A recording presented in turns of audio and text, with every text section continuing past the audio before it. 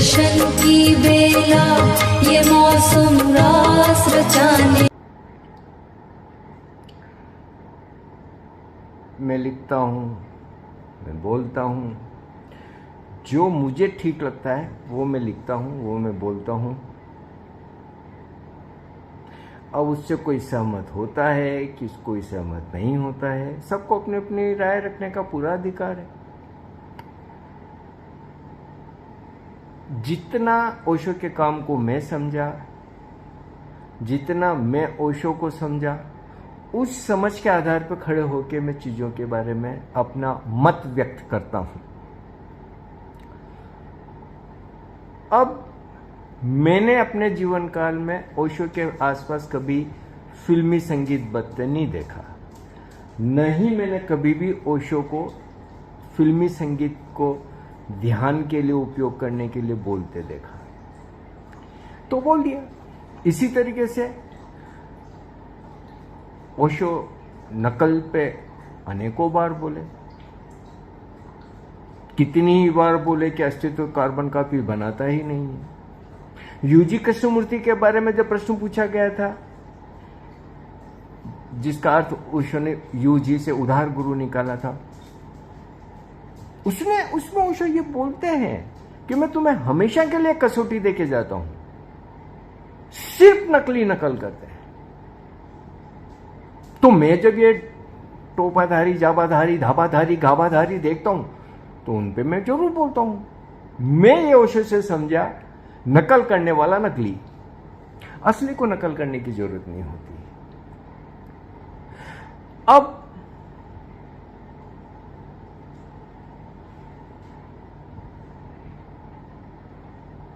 अच्छे अच्छे नामों से दुकान खोल के बैठ गए लोग बाग, कोई आश्रम खोल रहे हैं, कोई ये खोल रहे हैं, कोई वो खोल रहे हैं, कोई कम्युन बना रहे हैं, कोई ये कर रहे हैं। अब मेरे कोई कहने से तो रुकेंगे नहीं, रुकना भी नहीं चाहिए। नहीं मैं मानता हूं कि मेरे कुछ कहने से किसी को भी कोई फर्क पड़ता है।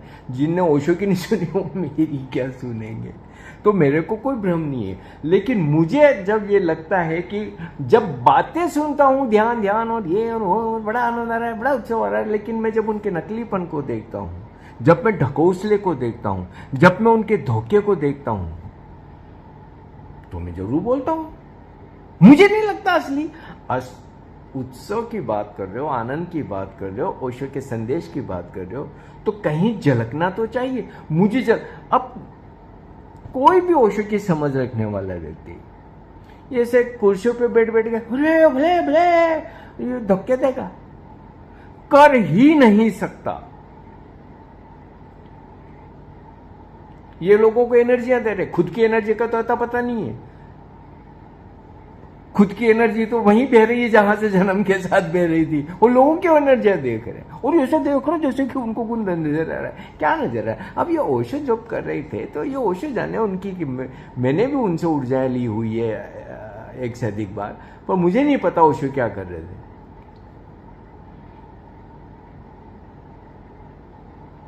अब मेरे को कोई कहे कि भाई कि ध्यान में रुचि, मुझे कम लगता है भाई। हाँ, पूड़ियाँ तल तल के पार्टियां करने का तो शौक है, भारतीयों को तो करते हैं और उसमें मुझे कोई बुराई नहीं लगती।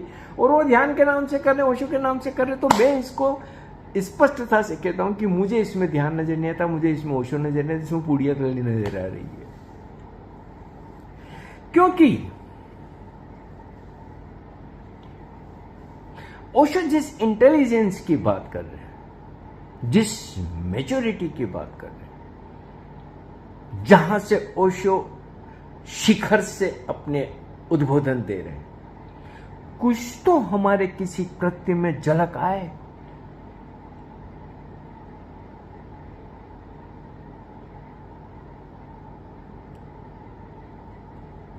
और मुझे जब ऐसा नहीं लगता है तो मैं स्पष्ट ईमानदारी से बोल, और मैं ऐसा नहीं कि मैं कर रहा हूं, ऐसा तो मैंने कभी किया नहीं कि मैं कुर्सियों पे बैठ के धक्के दे रहा हूं और मैं लोगों को मना कर रहा हूं, या मैंने टोपे पहन लिया और मैं किसी को मना कर रहा हूं, या जो भी कुछ। मैंने कभी भी फिल्मी संगीत पसंद नहीं किया, मैं आज भी पसंद नहीं करता। व्यक्तिगत जीवन में भी मैं संगीत नहीं सुनता इस तरीके का, न मैं सार्वजनिक जीवन में पसंद करता हूँ। चूंकि मैंने ओशो को कभी भी फिल्मी संगीत को ध्यान के लिए उपयोग करते नहीं देखा, तो मैं स्पष्टता से बोलता हूँ। जो भी चीजें हो रही है, अगर कहीं कोई चीज ऐसी खूबसूरत होती है जो ओशो के गरिमा के अनुकूल होती है तो निश्चित रूप से खुशी होती है। क्यों नहीं होती है? बहुत खुशी होती है। और अगर उसमें किसी तरीके का कोई भी कमी बेशी होती है तो दुख होता है। ये तो स्वाभाविक सी बात है। और धारा के विपरीत चलने के लिए साहस चाहिए। धारा के साथ बिल्कुल बिल्कुल बहना तो हर किसी लाशें बहती है धारा के साथ। दुनिया भर का बुद्धिजीवी स्थापित शक्तियों के खिलाफ खड़ा होता है। आज भारत में जो कई पत्रकार बड़े बड़े चैनल से उनको निकाल दिया गया और अपने यूट्यूब बना के बोल रहे हैं, एक से एक वो लोग कांग्रेस के शासन में कांग्रेस का विरोध कर रहे थे, कांग्रेस की आलोचना कर रहे थे, कांग्रेस से सवाल पूछ रहे थे। आज वो किसी दूसरी पार्टी से पूछ रहे हैं। यही काम बुद्धिजीवी का होता है।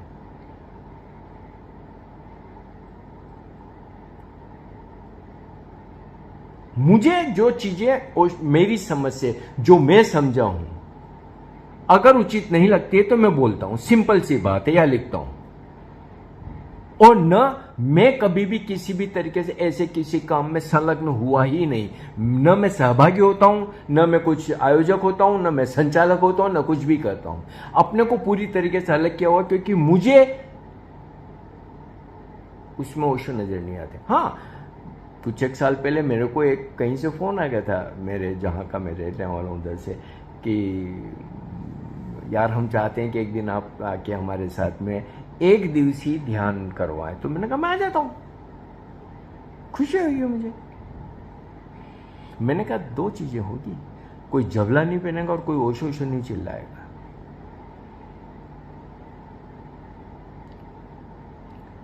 बोले वापस फोन करते हैं, आज तक फोन नहीं किया। अब मुझे कोई बताइए जबले और ये ओशो ओशो करने से ध्यान का क्या संबंध है? सालों का मुझे अनुभव है ध्यान करने का भी और करवाने का भी। सालों साल मैंने जान लगा के डायनेमिक किया हुआ है। मैंने कितनी थेरेपी से गुजरा हूं, अनगिनत। 3 बार मैंने मिस्टिक रोज किया, 10 बार नो माइंड, क्या नहीं किया। सालों तक मैं अपने पे काम करता रहा। छोटा सा था, जरवड़ा में रहता था एक गली के अंदर, तब भी सुबह 5:30 बजे उठ के भाग के आश्रम चला जाता था। तब तो हम आश्रम कहते थे।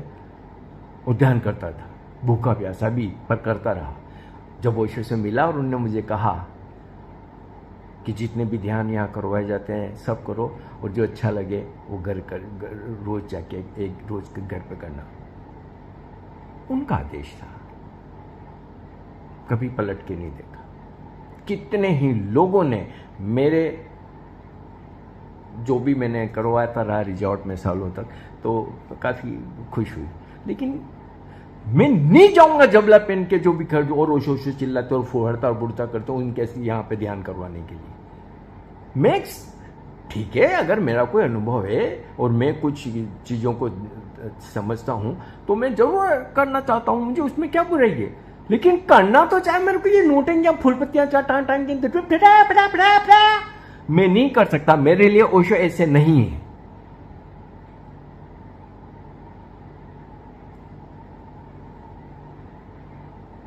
अब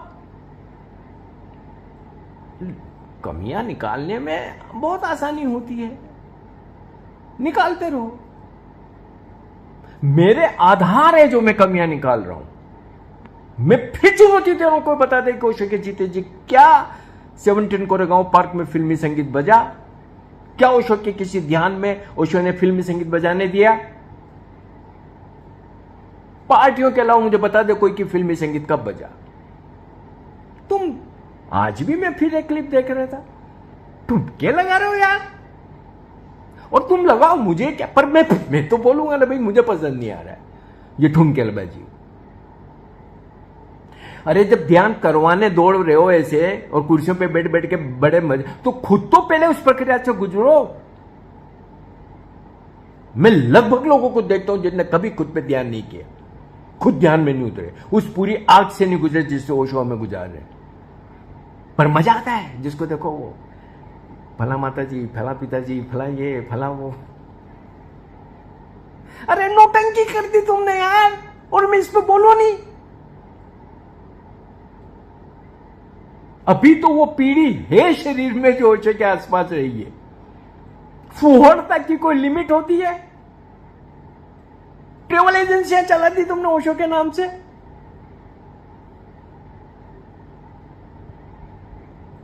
जब ओशो ने 3 दिवसीय ध्यान शिविर का पूरा गाइडलाइन दिया था, मैंने सालों तक भारत के अंदर होने वाले शिविरों का व्यवस्थाएं पुणे से बैठ के की थी। मुझे एक एक नियम रटे हुए हैं कि किस तरीके से 3 दिन का वो शिविर होगा, कौन कौन से ध्यान प्रयोग होंगे, कैसे शुरुआत होगी, कैसा अंत होगा।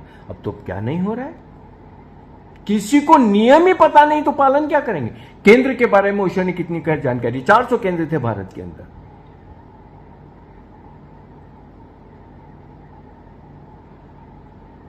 अब मुझे नहीं दिखता कोई भी ऐसा केंद्र चलते हुए जिसको मैं कहूं कि हाँ यार चलो ठीक है। सब समझौते कर रहे हैं अपने ग्राहकों को बुलाने के लिए, अपने गुरुडम को फेमस करने के लिए। कोई प्रसाद बांट रहा है, कोई यज्ञ कर रहा है, कोई यह कर रहा है, कोई कहे, और इनके ऊपर मैं बोलूं नहीं। और अगर मैं बोलता हूं तो कि मैं ग्लूमी हूं, पता नहीं कौन कौन। अरे यार, मेरे व्यक्तिगत जीवन में मैं क्या हूं ये मैं जानता हूं।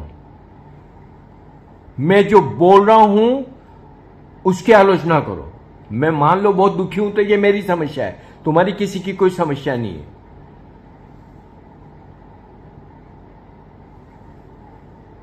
मेरे ऊपर इस तरीके की परिभाषाएं लगा के कोशिश करो कि मैं बोलना बंद कर दूं या वैसा बोलूं जैसा आप लोग चाहते हो, तो वैसा मैं नहीं करने वाला हूं, नहीं करूंगा।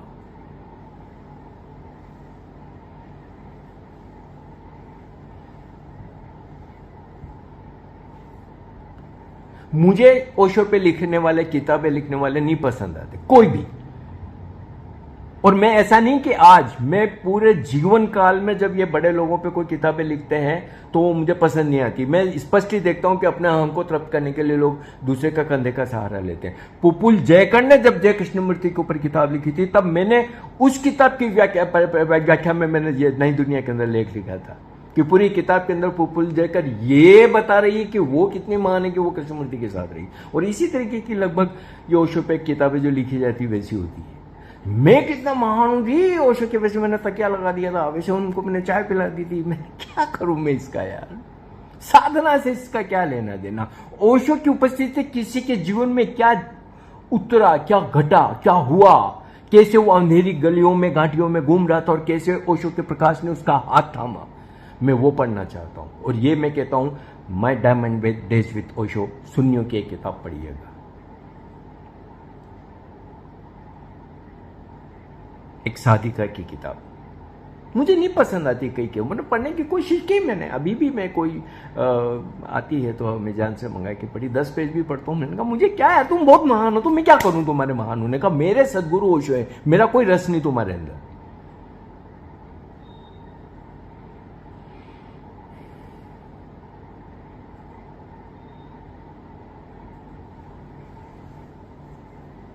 और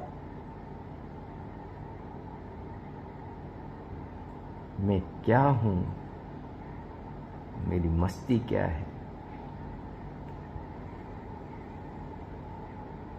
कभी उन लोगों से पूछे जो मेरे से भीड़ों में, बसों में मिलते, ट्रेनों में मिलते, रास्तों पे मिलते हैं, आते जाते मिलते हैं, बातें करते हैं।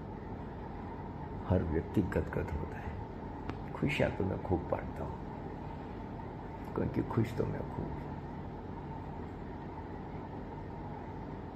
परेशानियां आर्थिक और शारीरिक और ये सब तो क्या हो गया। तकिए पे सिर रखता हूं, नींद आती है और स्वर्ग जैसी नींद सोता हूं। मैं कई बार मेरे भांजे को गिर कब को कहता हूं कि ये सब चीजें मैं बोलता करता रहता हूं, लेकिन मन मेरा बड़ा शांत है, बहुत रिलैक्स रहता हूं। कोई कसौटी हो मेरे को कस के देख लो, कोई वैज्ञानिक प्रयोग होता तो करके देख लो कि मेरी मन की कैसी स्थिति है।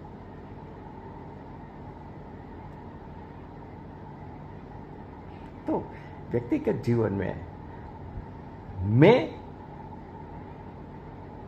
आनंदित तो हूं, खुश तो हूं, मस्त तो हूं। इस जीवन में मुझे ओशो मिले, अस्तित्व ने इतना बड़ा उपहार दिया। एक एक पल कृतज्ञ हूं मैं ओशो का और अस्तित्व का।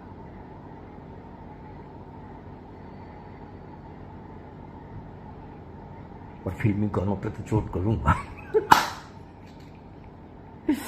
मेरे चैनल को सब्सक्राइब करिए, लाइक करिए, शेयर करिए और पैसे दीजिए, मेरे को पैसों की बहुत जरूरत है।